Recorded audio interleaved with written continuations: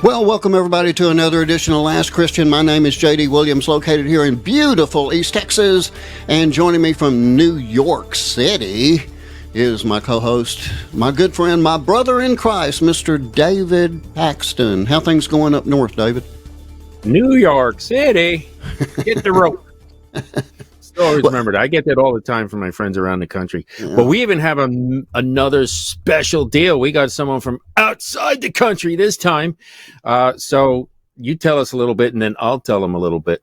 All right. Well, we're going to be joined here by a very special guest. He's been on the program before, and I'm thrilled to have him back, Mr. Mark Sutherland. He's over there in the UK, and we're going to get to him, and we're going to talk about Israel. We're going to talk about anti-Semitism today. It's going to get a little bit pointed, so here's what I'm going to do. Right off the top, I'm going to tell you, I am a member of the U.S. Press Association.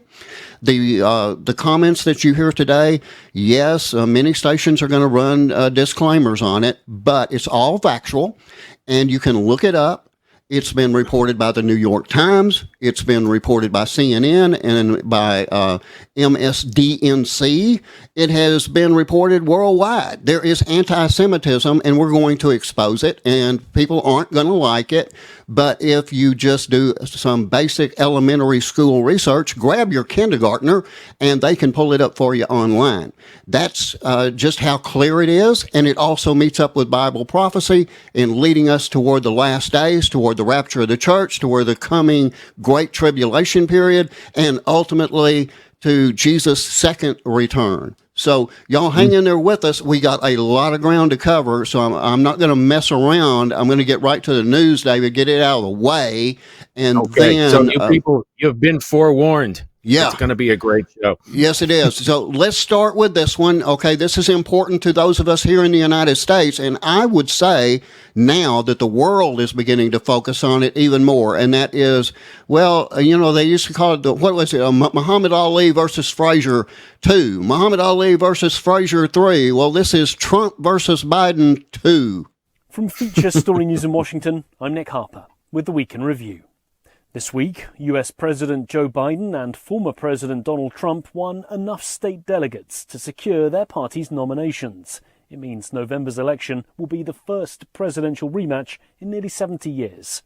Several states held primaries, including Georgia, a state which will be crucial in deciding the winner for the White House, as FSN's Ira Spitzer reports. Both Donald Trump and Joe Biden visited Georgia in advance of the primary election, a sign that for both men, this is an important prize in November's general election. Trump is seeking to contain any fallout from that dispute, which divided the state's Republicans. And for President Biden, convincing Georgia Democrats to turn out in November is going to be crucial, given what will likely be a very close race. Meanwhile, a new poll out this week showed US President Joe Biden now has a 1 percentage point lead over Donald Trump ahead of this year's presidential election, although the Reuters Ipsos poll found many voters remain undecided. FSN's Sally Patterson has more. This new Reuters Ipsos poll shows the two US presidential contenders are effectively neck and neck. 39% of registered US voters said they'd vote for President Joe Biden if the election was held today. 38% picked his rival, former President Donald Trump. But other data tells a different story. A USA Today poll, conducted in partnership with Suffolk University, found that 40% of respondents favoured Trump, compared to 38% for Biden. With voters concerned with Biden's age and Trump's criminal court cases, it's set to be a close race ahead. Sally Patterson, New York.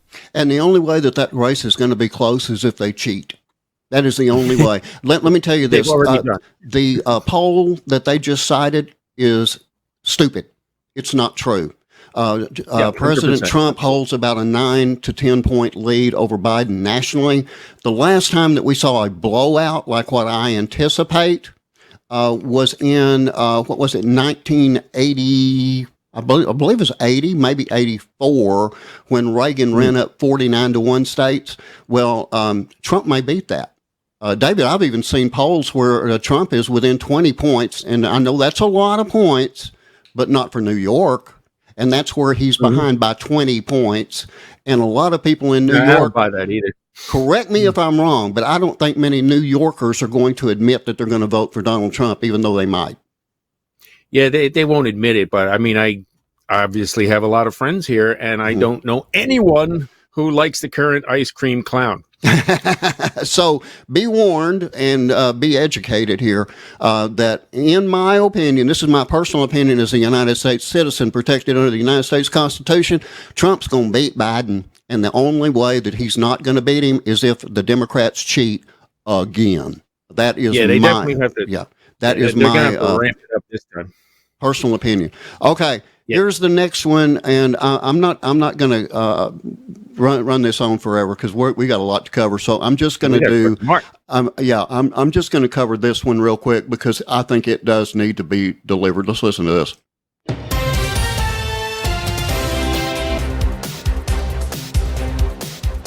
Israel's Knesset endorsed a 2024 military funding plan in a divisive session Wednesday with a 60-55 vote. The War Cabinet and National Unity Coalition could disband as the right-wing New Hope Party withdraws. As per Inet, Minister Gideon Saar declared Tuesday night that he has chosen to terminate the partnership with Israel's Blue and White Party to re-establish the right-wing New Hope faction independently because, he stated, the perspectives of the right are not being heeded in the current War Cabinet. Benjamin Wright reporting. Okay, now the only other thing I'm going to put in there, David, before I let you comment on that, is the fact that your senator, I believe he's a senator from New York, Mr. Chuck Schumer, has said that it is now imperative that Israel hold new elections, that Netanyahu has got to get out. So I want your comments on it. That's pretty significant. That is basically he is the Senate Majority Leader for all intents and purposes. And now he's calling on Israel to do what they want. And, oh, by the way, Secretary Blinken said they haven't seen the plan for Israel's entry into Rafah yet. Well, the last time I checked, a country didn't have to get the permission of another country if they were at war with the first one, right? Oh, no, I'll leave it up to you. Don't like Netanyahu cares. Oh, I'm sorry, you didn't get my plans for my country. Yeah, and Schumer's the same. I mean, he's just a freaking clown. I mean, even all the Democrats here. I know him because he's here, and they all laugh behind his back. And this is the one running joke. It says, "Where's the most dangerous place in the country?" And then they go, "I don't know where. It's between Schumer and a camera." That's about right. And it's 100% true, because I remember I met up with him one day, and I'm like, "Hey, can I get a picture with you?" And yeah, and I'm like, "Boop!" Put the rabbit. That's beautiful. Because I was young and silly. Like that hasn't changed. So yeah, it's these people are clowns. Who do they think they are? They can just run and tell another country, "Hey, listen, you have to do what we tell you." Stick it. Right. And that's what Netanyahu's told them, and that's the reason that he's got to go, in their opinion, because he will not bow down to them. Well, congratulations. I stand behind Prime Minister Benjamin Netanyahu 100%. So, Yahoo! Yeah. Cool. All right, let's bring in Mark. It is time, and I'm going to put him on the screen right now for everybody. This is Mr. Mark Sutherland. He is producer, political commentator over there in the United Kingdom. And Mark, welcome to Last Christian for your second appearance. I'm surprised you wanted to come back on my show. Go ahead. JD, that's extremely kind. It's lovely to join you and David. I give you slight commiserations in the fact that you're having to sit next door to David. Maybe thank you that there is a digital gap, but it is lovely to join you. I am teasing. David's a dear friend, and it's wonderful to be with you. There is no doubt that, JD, if your invitation is very kind, I will be here as many times as I can, especially at this time, because we are facing some extremely important issues in the world that slightly, we cannot say that enough. But thank you very much. I'm just listening to those news bits of information you're putting over. Sarcastically, I sort of turn around and say, does it mean, because it's said with an English voice and an English commentator, does it actually mean it's true? I'm rather amused by that. But of course, it's not. But it also does show the responsibility that we all have within the media when we are trying to get information out there, but we're genuinely trying to get the truth out there. So it's good to be here, sir.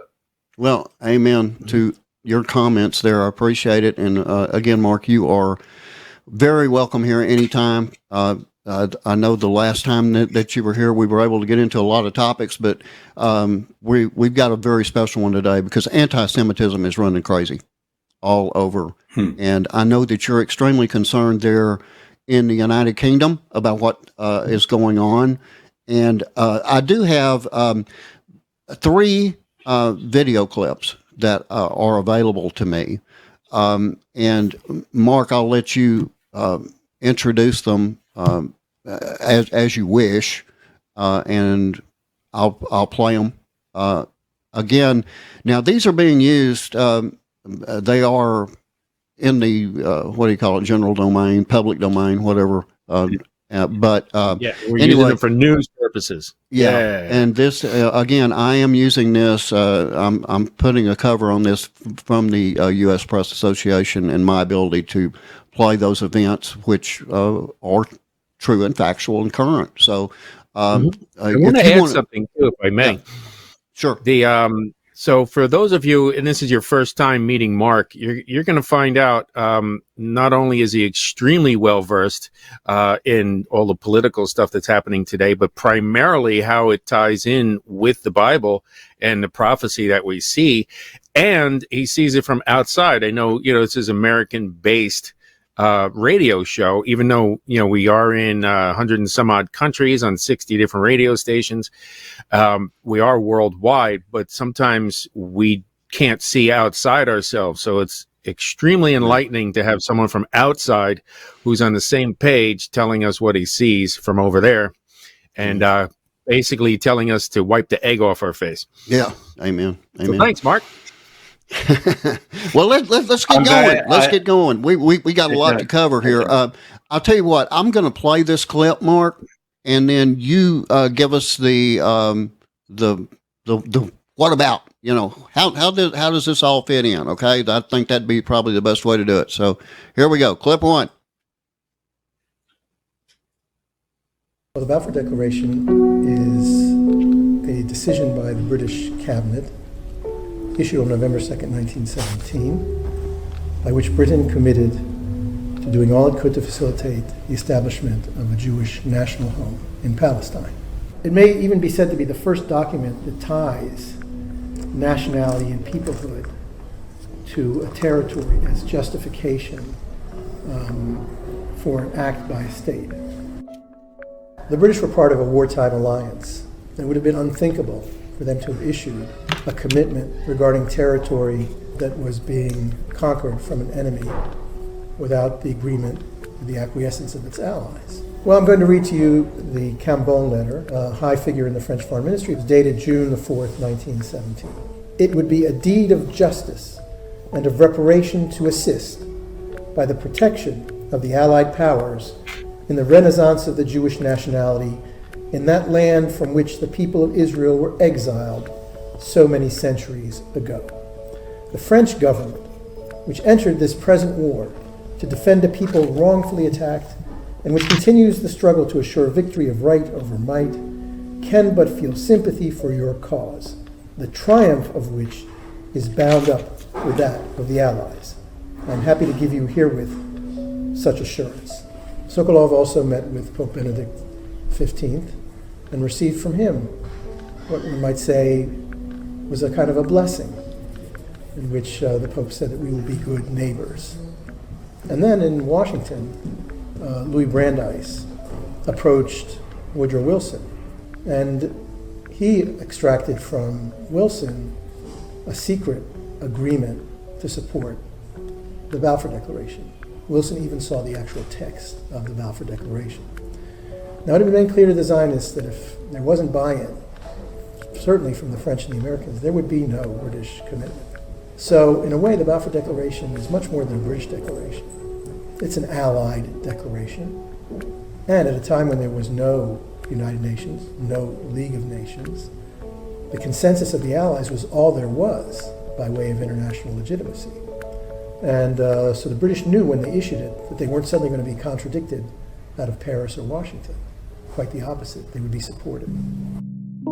Diplomatic efforts were made to get a Japanese statement in support, and one was achieved. Then there were the independent states of Asia at the time. It was China and Thailand, Siam at the time. And both of them gave favorable notice of the Balfour Declaration. So it can be regarded as the first step in the international legitimation of a Jewish state. The position of the Palestinians from the day the Balfour Declaration was issued was that Jews have no right to Palestine. Not a single immigrant, not a single centimeter of sovereign territory was due to the Jews. It's ironic because if you talk to Palestinians today, they will say that they have rights to Palestine. Unto the nth generation will have the right. This is precisely, though, the situation of the Jews. They left as refugees, and now unto the nth generation, they maintain a memory of this place and their rights. It helped that they had a book.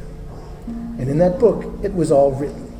And so even when they were sitting in Poland or Russia, they still prayed for rain at the time when rain should fall in the Holy Land. The Palestinian refusal to accept that right is exemplified by their attitude towards the Balfour Declaration. It's not just a rejection of the right of Israel to a state. In 1929, when the Arabs first committed pogroms against the Jews here, their position was zero Jewish immigration because there were zero Jewish rights. And any Palestinian Arab today who says about the Balfour Declaration that it warrants an apology and isn't just a part of history, which you may or may not regret, but warrants an apology, is saying that Jews have no right to be here. So it would be wrong to conclude that the Balfour Declaration is the birth certificate of the State of Israel. Israel's Declaration of Independence is the birth certificate of the State of Israel. The Balfour Declaration made a promise. The British only partially kept the promise of the Balfour Declaration. The Jews kept the rest of that promise by their own actions.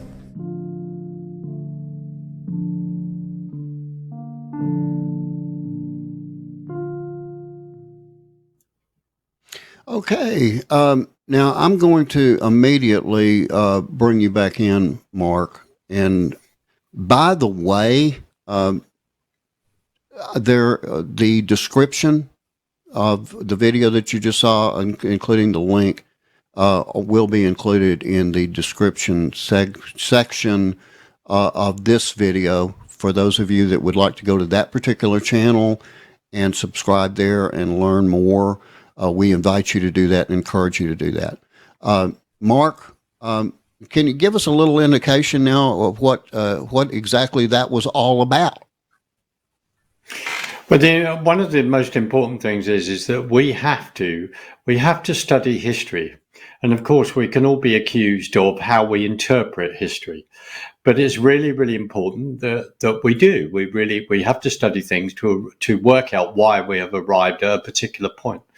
The Balfour Agreement, especially since the appalling worst atrocity on the Jewish people since the Holocaust of the Second World War on the 7th of October last year, where we're looking at, a minimum of 1,200 Jews being murdered and many people injured along that, etc., etc. That is a reality. But the Balfour Agreement came about because, as the gentleman in the film was saying, that it was a promise to fulfill the creation of a state for the Jewish people. Now, on the other side, if you were on Al Jazeera and stuff like that, they would turn around and say, well, it doesn't say state, it's saying a homeland.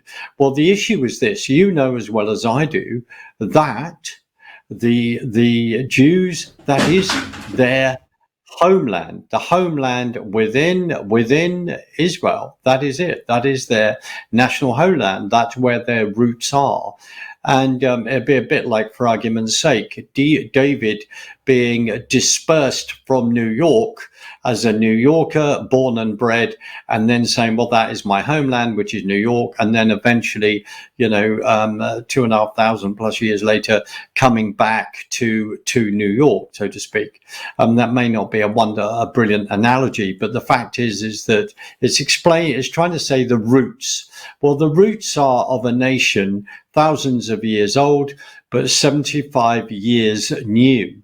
And the miracle of that, and when you go through the history, you then have to conclude that if you were as part of a Jewish community that had been suffered persecution, had been attacked, if you were part of a community in England around about 1145, and there is a Jewish trope that's created accusing you of drinking baby's blood and all this kind of thing, the anti-Semitism, the anti-Jewishness. If you then are expelled as a people group under Edward Longshanks, as he is then known, and the historical accuracy of the film is questionable in certain places, but many of you would have seen Braveheart, starring Mr. Mel Gibson. Mm-hmm. So the link there is deliberate, and of course Edward Longshanks then expelled the Jewish people. Historically, Oliver Cromwell brought them back. Now, Genesis 12, verse 6, I think it is very clear. If you bless my people, I will bless you. If you curse my people, I will curse you.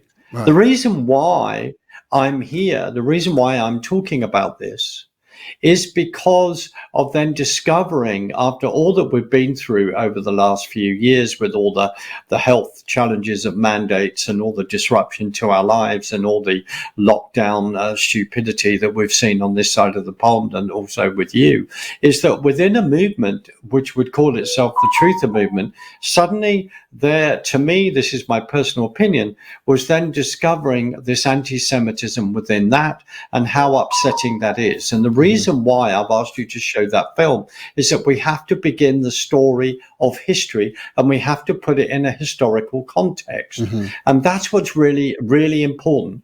In that film, it turns round and says and affirms that the Balfour Agreement, that letter, was the beginning of the journey to say, after the Ottoman Empire was defeated by the British in ways and who they had on their side, etc., and is Lawrence of Arabia, and all this is another very, very interesting subject.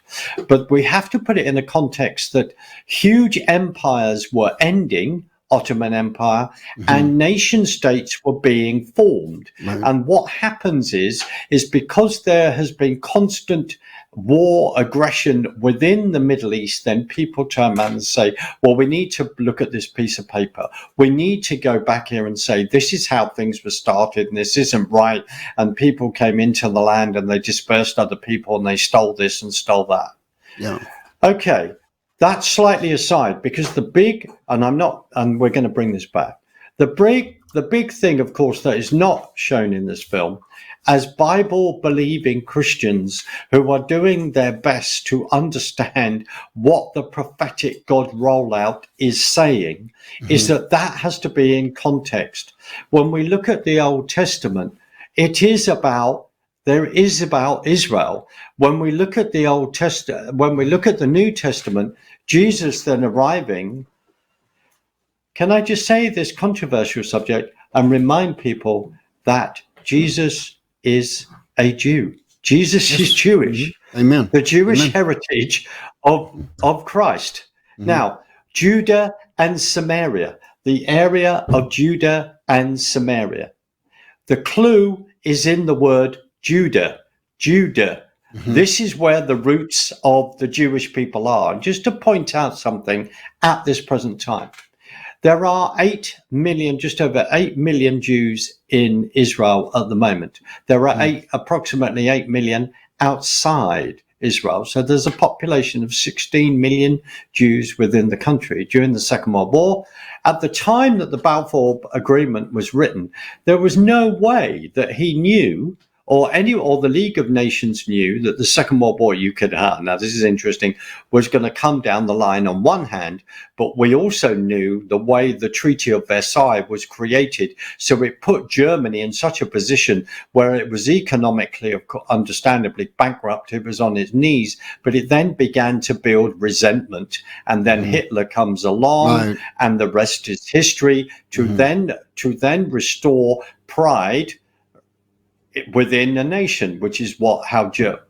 how then he did that.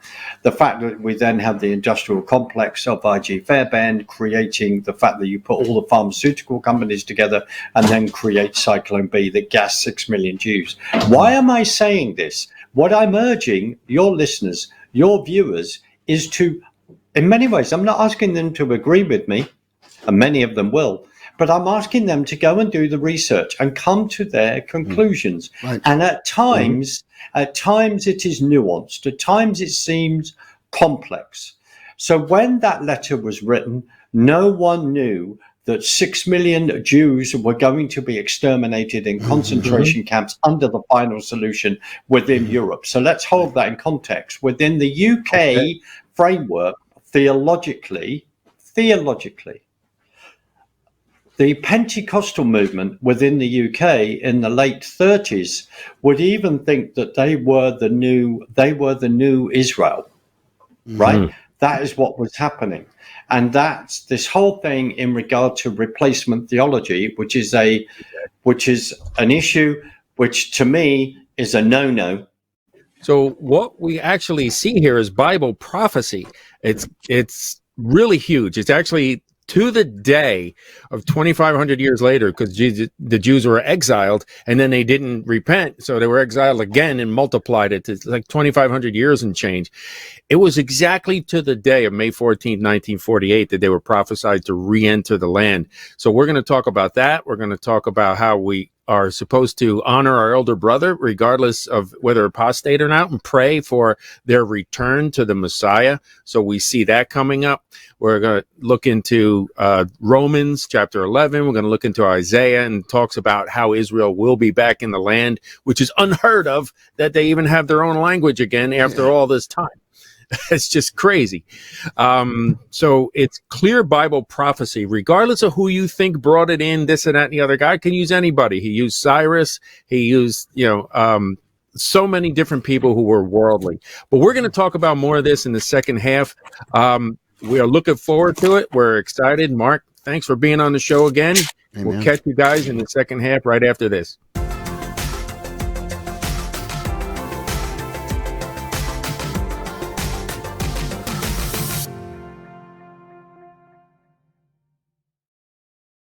From Feature Story News in Washington, I'm Nick Harper with the Week in Review. This week, US President Joe Biden and former President Donald Trump won enough state delegates to secure their party's nominations. It means November's election will be the first presidential rematch in nearly 70 years. Several states held primaries, including Georgia, a state which will be crucial in deciding the winner for the White House, as FSN's Ira Spitzer reports. Both Donald Trump and Joe Biden visited Georgia in advance of the primary election, a sign that for both men, this is an important prize in November's general election. Trump is seeking to contain any fallout from that dispute, which divided the state's Republicans. And for President Biden, convincing Georgia Democrats to turn out in November is going to be crucial, given what will likely be a very close race. Meanwhile, a new poll out this week showed US President Joe Biden now has a 1 percentage point lead over Donald Trump ahead of this year's presidential election, although the Reuters Ipsos poll found many voters remain undecided. FSN's Sally Patterson has more. This new Reuters Ipsos poll shows the two US presidential contenders are effectively neck and neck. 39% of registered US voters said they'd vote for President Joe Biden if the election was held today.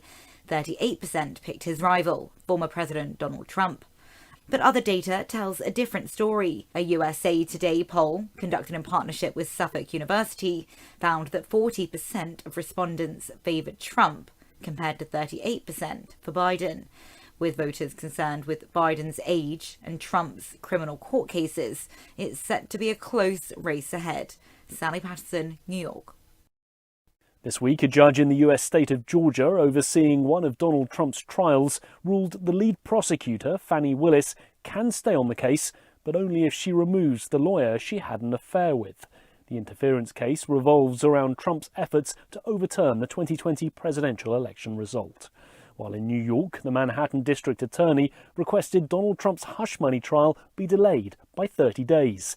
Jury selection is scheduled to begin on March the 25th in the first of 4 criminal cases that the former president faces. FSN's William Denslow sent this report from New York. The Manhattan District Attorney's Office request follows the release of around 31,000 pages of additional records from the US Attorney's Office relating to the case. Manhattan DA Alvin Bragg says he's prepared to continue with a March 25th trial date, but was open to a delay so the defendant had time to review the materials. The fresh evidence is believed to relate to Michael Cohen. Donald Trump's former fixer claims he paid hush money to a porn star to keep quiet about an affair with Trump ahead of the 2016 election. From Bureaus Worldwide, this is FSN. And welcome back to the second half of Last Christian. Again, my name is J.D. Williams with my co-host there to your left, Mr. David Paxton, and our very special guest all the way from the United Kingdom, Mr. Mark Sutherland. And Mark, I am loving your description of what's going on. I want to get back to the Balfour letter and talk about that a little bit from a historical perspective. That was written before the Holocaust was even known about, correct? Absolutely right. Absolutely right. And if we unfold that, if you then go back to the late 1880s, we look at the pogroms that were happening in Russia and in Kiev, etc. And a pogrom is this is the killing of Jewish people. This is the killing of a group of people who are then Jews. It'd be a bit like saying, we pick on another race. These are a race of people. Mm-hmm. Now, then out of that, of course, then there was the Zionism movement that really people like Theodore Herzl were then a part of, and then realizing after a case, particularly after what was called the Dreyfus case, where a French Jewish officer was put on trial and accused of spying on behalf of the Germans, but he was put on trial because it was anti-Semitic. And Theodore was in the court case observing this, and this really reinforces the fact that for him, he turned around and said, the Jewish people have to have their own land. They have to have their own homeland. And in the end, that is what then happened, that came about under a UN charter. There'd been a conversation, I think, in San Remo in 1922. There'd been the Peel Commission around about 1936. Going back in 1929 as a previous film, that film had talked about the fact that there was actually a pogrom within the area of what was called the Palestinian Mandate. Now, let's just quickly say this. Palestine was then brought in I think AD 135 and renamed because of Palestia, because the Romans, again, the Jewish people have revolted against the Romans and pushed back. The Romans then defeated them, and then out of sheer spite decided to change the name and then called it Palestine. Now, the whole thing here is of people group. They are Arab people groups. Now, after, and we will get into this, after then Israel is then founded officially by the UN. It then declares its independence on the 14th of May, 1948. And then the next day it is attacked by Arab states around. That war went on for a year. And as someone reminded me today, that if you had gone in, if you had then been drawn into the area as a Jewish person, you then were also asked to make sure that you also had an understanding of weaponry and stuff like that, in which way to actually defend yourself. I'll just put that slightly as an aside. The Peel Commission, what was fascinating about that of 1936 is when they turn around and go, this is, in many ways, this is very, very difficult to solve. When Israel came about, there were again another attempt to make sure the Arab people stayed within the land. They were welcome to do that. There's been, throughout the history of this politically, there has been a minimum of 5 attempts, maybe you could even say 6 attempts for a two-state solution. The problem is the British, who have had a bit of a, after being given the job of overseeing the mandate for leading into for a Jewish homeland, you then have X percentage of the land. You then give 78% of that away. It creates what's called Transjordan. And then you are left with 22% of that land to then give to the Jewish people. And that is what they are within now, but slightly expanded, because you then had the war of 67, the 6-Day War. That meant that they then gained control of Gaza, which is the huge issue which people are facing now. Then, of course, in 1973, in the Yom Kippur War, then it was taking the West Bank, then Jerusalem. So the key is this, is that the lands were, if you look at the way the lands were divided up in regard to Syria, Iraq, etc., there's a heck of a lot of straight line drawing of measurements, very sort of civil service like. But the thing is, people have to go through history, because you can argue that Jordan actually is the natural homeland of people turning around and saying that they are of Arab descent. We then have to look at the recent history under Yasser Arafat. Then I think the PLO was looking back at forming in the late 80s, of course, 40s, soon after the establishment of Israel. But this whole thing that people need to understand is that up until 1967, in many ways, the Soviet Union thought that Israel politically was going to be left-wing, because you had the kibbutzim, you had people working on the kibbutzes, you had collectivism. The point to make at this point, and there is so much to go through, that the attacks on the 7th of October were actually against kibbutzim. The kibbutzim Berry was full of peaceniks, people that were really trying to reach out to their, what was then called their Palestinian then neighbor. Israel had actually left Gaza in 2005, and that was a serious attempt under Sharon turning around saying, no, we will leave, even though many Jewish people fought against that.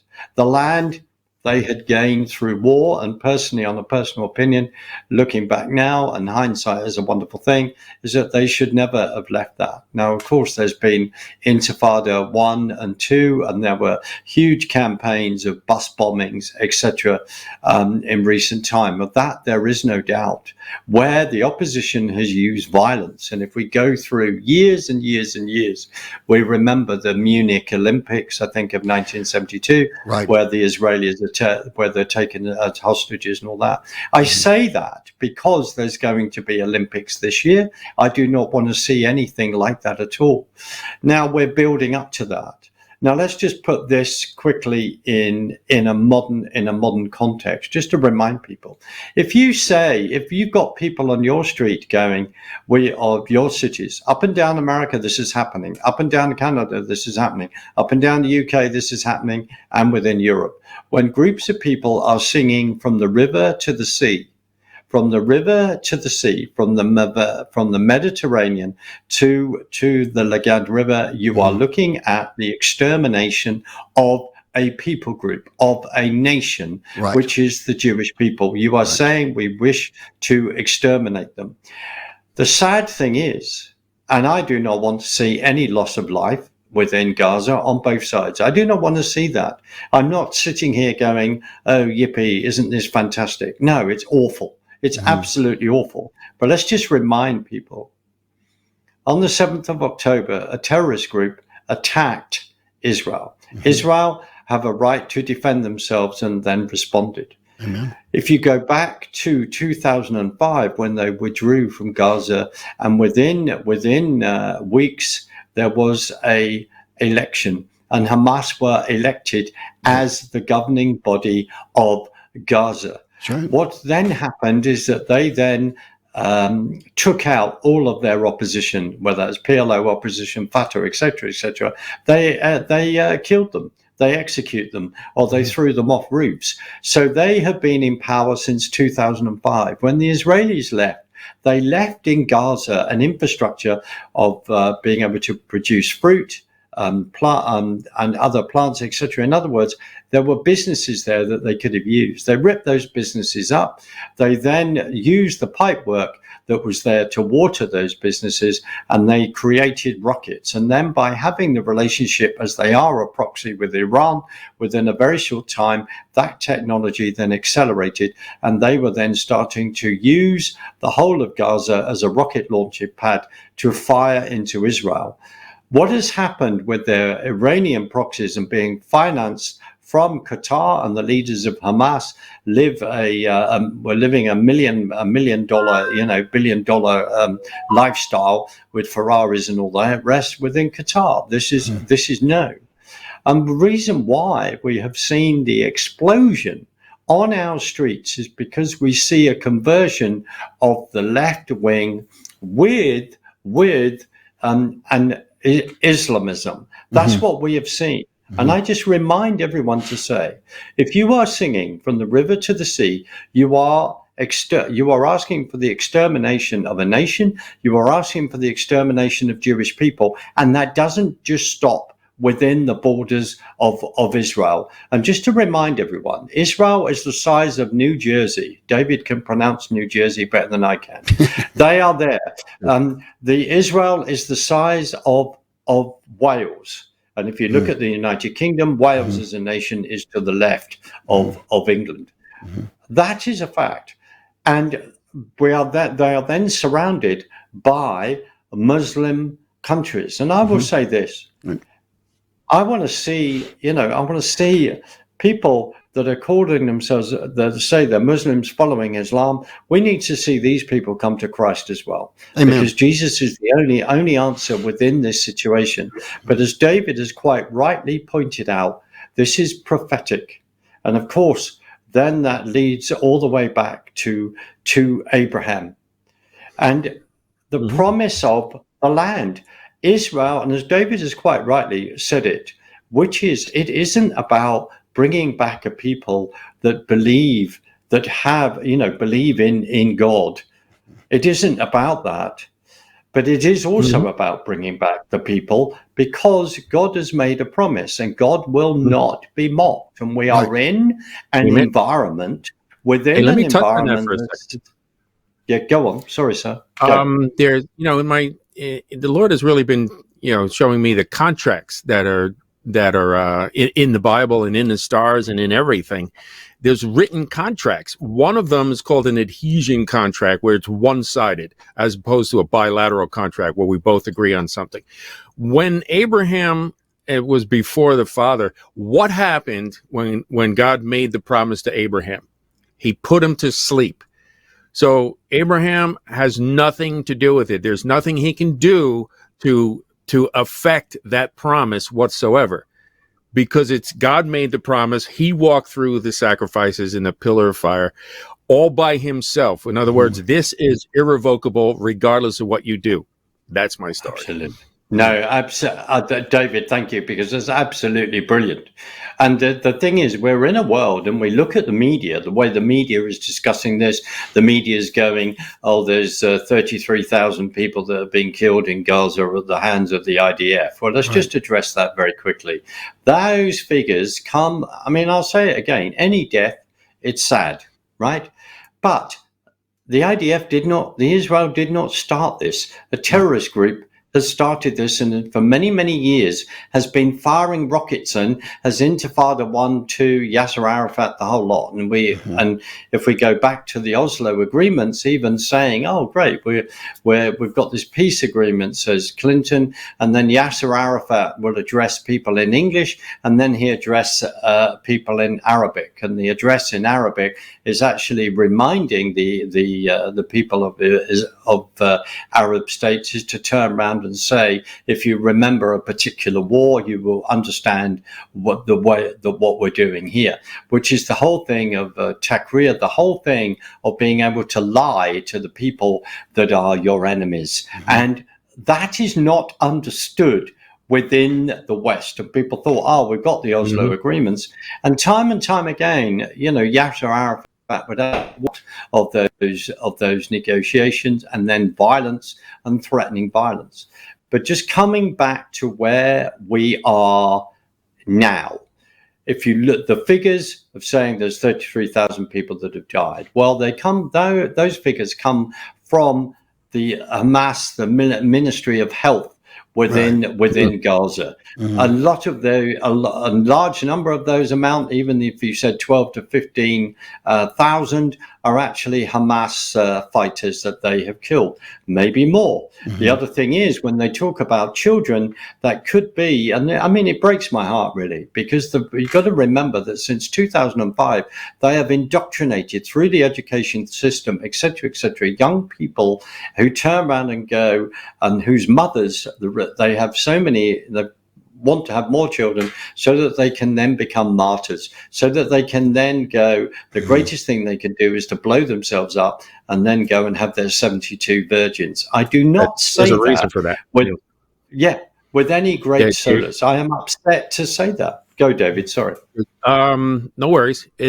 There's a very big reason for that, because Allah, their false god, is very you can't get into heaven just because he says this. There's no plan of salvation. It depends on how he's feeling that day, whether he's going to let you in or not. However, mothers think that if they sacrifice a son, then they're guaranteed a ticket into heaven, which is what they teach them in order so they can send all their people out. Okay. And then the guys are promised, if you die in a war, you're going to get 72 virgins. Well, my question is, first of all, how long is that going to last? And second of all, you're lying to these people with this nonsense. Where is this coming from? But that's why the mothers are doing this, and that's why they're so happy when they send their kids, because now the kid is guaranteed a spot and she's guaranteed a spot. Well, let's get into indoctrination a little bit here. I think it's an important point, because as you mentioned, these are children that are being indoctrinated. They're being taught basically from the cradle how evil Israel is, and that it is important that they are destroyed. And then you turn that around and you put that into the UK. You put that into the United States, into the education system, and you are seeing indoctrination here in the United States, whether people want to believe it or not. Our kids are being indoctrinated by people that we don't want them to be indoctrinated by. And the UK is just a few years ahead of us, in my opinion, in that indoctrination. And I point to a mayor of London, for instance, who was elected as a Muslim, first one ever, and he was supposed to actually kind of bridge everything and bring everyone together. You tell me, Mark, did he bridge it? Did he bring everybody together, or has he indoctrinated London one side against the other with his thumb on the scale? Well, there's a phrase that's always used, I have to say this, which they say diversity is our strength. Well, with great respect, diversity is not our strength if you are then believing in Islamism. Because what has happened so far, we have seen marches, which you're aware of, on the streets of London, which so far have cost £32 million to police within a day of the attack on Israel. Everyone's going, Israel, can you be a bit cautious in regard to your response? And then a couple of weeks later, then they go in. And then as you alluded to in that press thing where David was saying, that suddenly Blinken's going to go, can I see your rules for attacking Rafah and going into Rafah? I mean, who the heck do you think you are? Let's remember this. This is really important. Yeah. There are hostages. There are Israeli hostages still within Gaza. Okay, and that's another point. they can identify how many Palestinians are killed, right? I mean, they do it on basically a daily basis, but they can't tell us how many hostages are alive and and what their health is and what kind of care they've received. So as far as I'm concerned, they're lying. They're just flat out lying until they give me some proof. Now, there's also another area of the world. I hate to do it, but I've got to throw this in at this point, because the thing is that the United States is more worried about what's going on everywhere else than they are here. And this one plays into that, and it plays into Israel too. Just a real quick report. Listen to this one real quick. With fresh aid for Ukraine stalled in Congress since December, the White House revealed it had cobbled together another $300 million in military assistance to utilize as an interim measure. The package comprises munitions and rounds to assist Ukraine in holding the line against Russia's brutal attacks for the next couple of weeks, President Joe Biden stated in a meeting with Polish President Andrzej Duda and Prime Minister Donald Tusk at the White House. Kevin Sanders reporting. Now, I don't know if you guys caught that or not. That's 200, let me get it correctly here, $200 million that is being sent to the Ukraine for, support. And guess how long it lasts? 2 weeks. 2 weeks. 2 weeks. 2 weeks. Okay, now what is the point of sending them something for 2 weeks? That's utter stupidity, in my opinion. Anyway, I had to throw that in there because the thing is that what they're trying to do in Washington right now is tied to Ukraine and Israel together. The two have nothing in common. Okay, the Ukraine can't win, and Israel is guaranteed to win. So I would think, that we would want to support Israel, and yet we've got more and more United States officials taking the Palestinian side.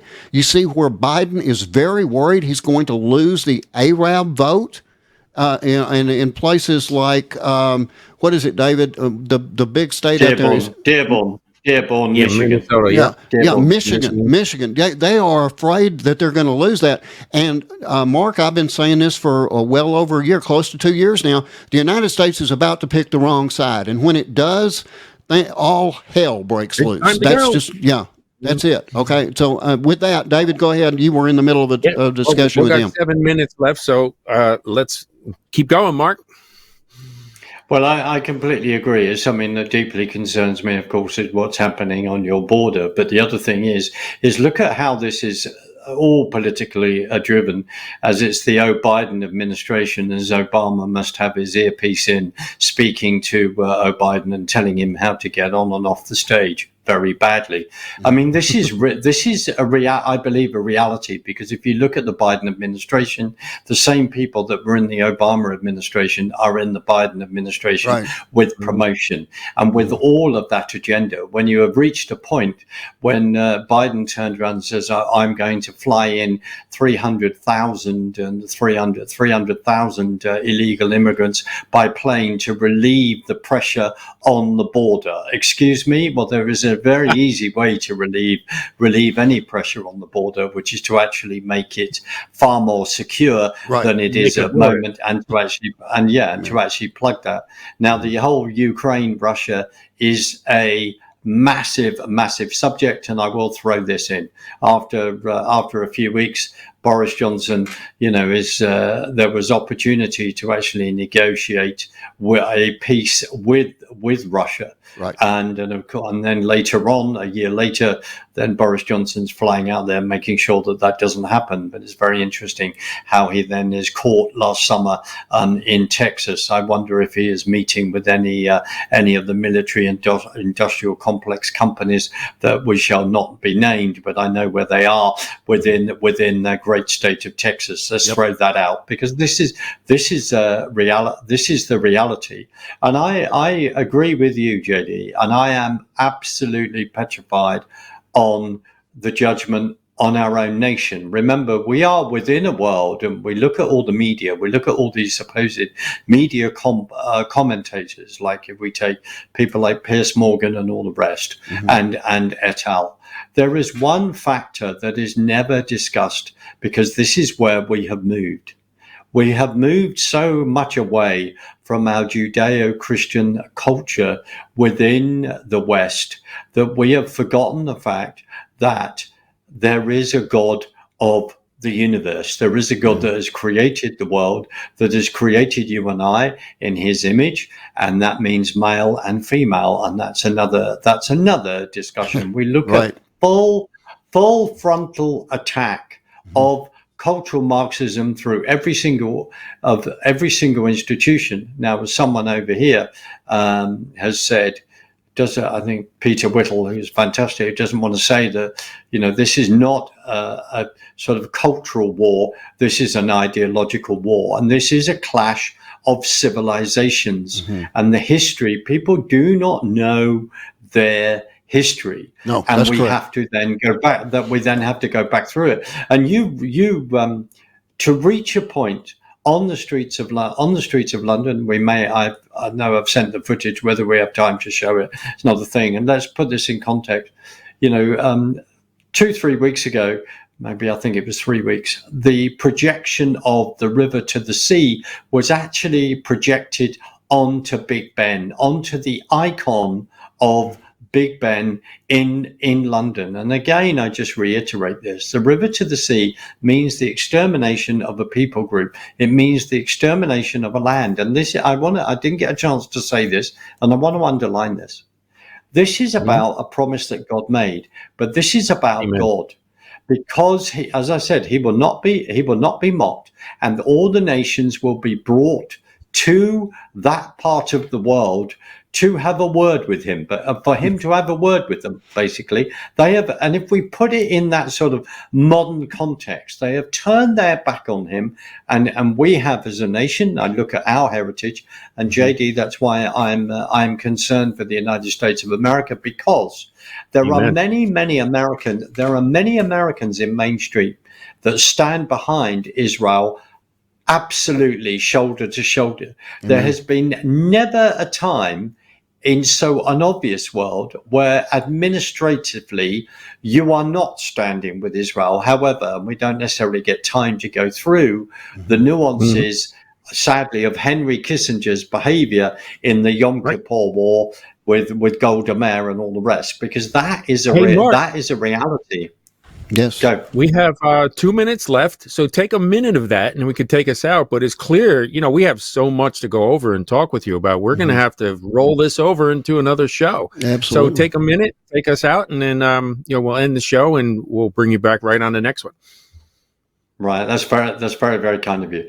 The key thing we need to understand is the way the left have joined together with radical Islam, and how this has been fermented over a period of time. Right. And what the left in this country cannot get their head round as well, when we go through historically, is looking at past socialist prime ministers such as Harold Wilson, who wrote a book called Chariots of the Gods, and had a very, very working relationship they were friends with Golda Meir, because the establishment of Israel politically, there was much socialist mindset.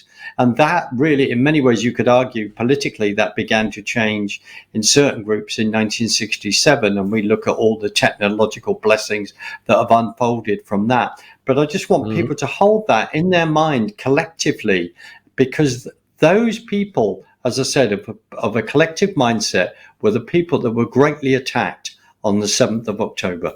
Amen. And now, Mark, we want to get you back on. There was a couple more video clips that we wanted to play. We didn't have time for that. But the definitions that you're giving us, the information that you're giving us, is important stuff. I've said this many times. When people are yelling that from the river to the sea, they have no idea what they're talking about. They think they are establishing some type of city or something for these people. I think they don't understand that what they're doing is they're trying to implement Hitler's final solution. Anyway, we want you back on the show very soon, and we hope everyone will join us on the next edition of Last Christian.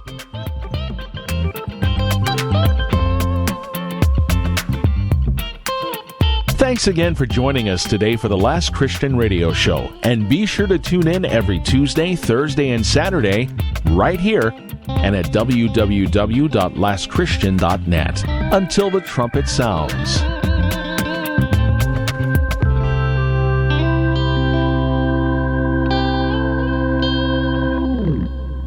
Some people won't give you the real talk on drugs, but it's time we know the facts. Fentanyl is killing people. It's a powerful opioid, often made illegally and commonly mixed with illicit drugs. It can even be pressed into counterfeit pills that resemble prescription medications. Just 2 milligrams, about the size of a few grains of sand, could potentially be lethal. This isn't an ad to scare you, but it is an ad to make you think twice. Get the facts. Go to realdealonfentanyl.com. This message is brought to you by the Ad Council.